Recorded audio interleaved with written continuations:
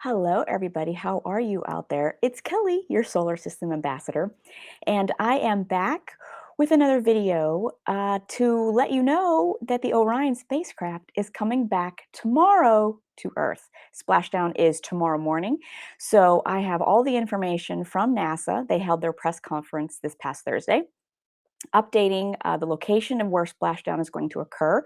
So I wanted to give you all that information now while I have it.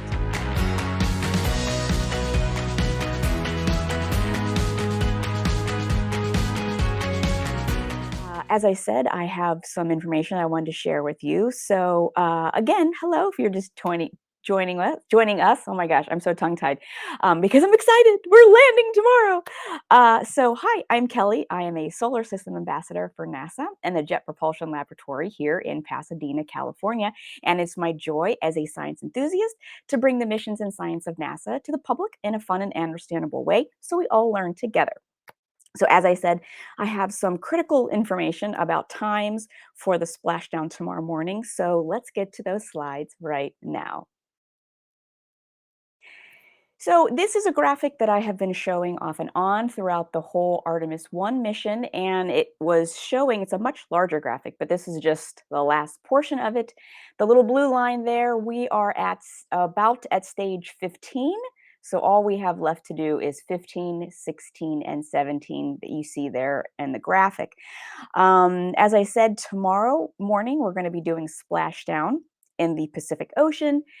And it's been such an amazing journey thus far for this test mission. It'll be a total at the end about 25 and a half, 26 days total. And as I said, we're going to be roughly at about step 15 tomorrow morning. And if you can see the graphic there, you see sort of like two spacecraft. That's because the service module will be jettisoned from the command module tomorrow morning, because at that point, we won't need the service module anymore. So that's what will be happening tomorrow morning.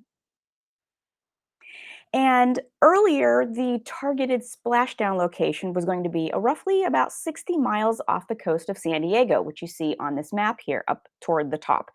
But there is a cold front that is going to be going through that area either this weekend or tomorrow. So they have decided that the one of the alternate splashdown areas is going to be about 300 miles south off of the Baja California coast, off the coast of Guadalupe Island, which you see the big red marker there down below. And within sort of that circle radius is roughly where it's going to be splashing down. So unfortunately, because it's not going to be off the coast of San Diego, I won't be able to go down tomorrow morning to hopefully see if I could have seen the chutes when they deployed. But that's okay. I'll be able to watch it live on TV, just as everybody else will be able to do as well.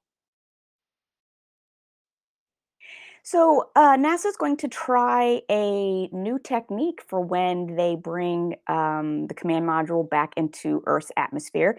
It's called the skip entry sequence. And I don't believe they've ever tried this before with the Apollo program. So, I believe this is the first time they're trying it.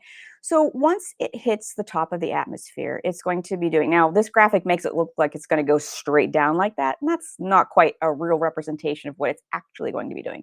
So it's going to be coming into the Earth's atmosphere, but instead of just doing a straight shot for splashdown, what it's going to do is come into the Earth's atmosphere, and they're going to do a skip maneuver. So it's sort of like skipping a stone off of water, and that's going to help bleed off some of the speed. They're going to use the atmosphere itself to start to slow down the spacecraft, because when the Orion spacecraft hits the atmosphere, it's going to be going at about 25,000 miles per hour, which is actually quite fast. And parachutes at this point have not been developed to slow down a vehicle. Yes, honey, I know. I'm talking to everybody about the splashdown tomorrow, so I'll be with you in a minute, okay?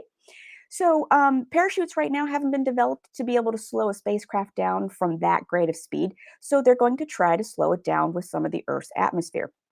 And the heat shield at its hottest point is going to be 5,000 degrees Fahrenheit, which is about 2,800 degrees Celsius.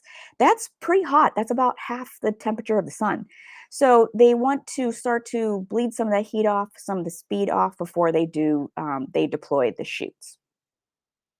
Now, courtesy of space.com, they were also at the press conference on Thursday. So this is a brief rundown by time and by not zip code, time zone as to when everything is going to start. So NASA's live coverage starts at 11 a.m. Eastern Standard Time, which is 8 a.m. Pacific Coast Time.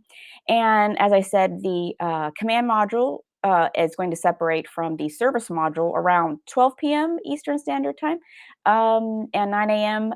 Pacific Time. So at about 9 a.m., that's when things really start to happen. And then at about 12:20 p.m. Eastern, 9:20 a.m. Pacific, that is when we're going to be experiencing entry interface. Now, this is a pretty big deal during entry for spacecraft because of the heat that is surrounding the capsule. NASA will lose contact with it. So everything it will do during this communication blackout, it will do on its own autonomously.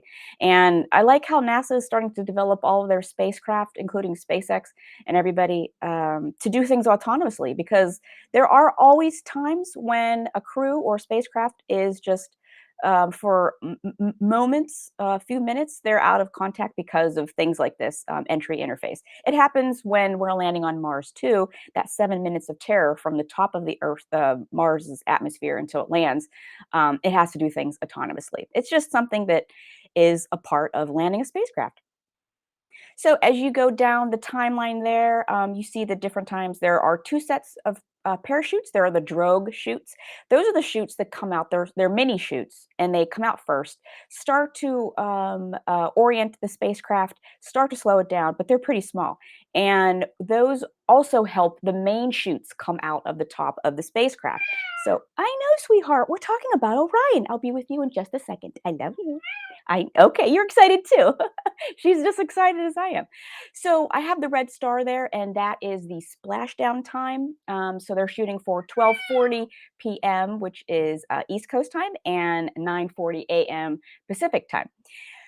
So that is all I have for you right now. Just a reminder, live coverage starts at 11 a.m. Eastern, 8 a.m. Pacific, and splashdown again is scheduled for 12:40 p.m. Eastern and 9:40 a.m. Pacific Coast time. I know, honey, it's very, very exciting. I will be back tomorrow morning watching live, and then I will be back after they do the press conference, which will be a few hours after recovery.